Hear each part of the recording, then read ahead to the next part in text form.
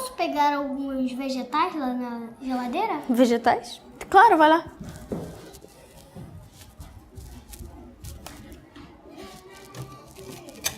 E que tal frutas? Claro que pode. Frutas são essenciais pro corpo. E que tal verduras? Não tô acreditando. Mamãe vai ficar feliz em saber que você tá se alimentando tão bem. Pode pegar o que quiser na geladeira. Era isso que eu queria ouvir. Até pra não ficar te atrapalhando aí, tá? Tá, claro, pode ficar à vontade. A geladeira é sua. Ah, eu não posso perder tempo.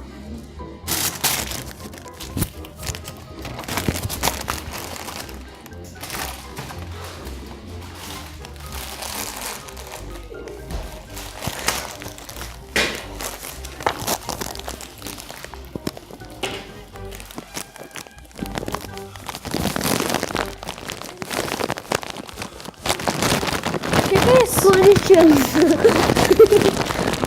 Que é isso? Ué, você não disse que a geladeira era minha? Agora vamos assistir um filmezinho. Que é isso? Quer um pouquinho? Rúcula.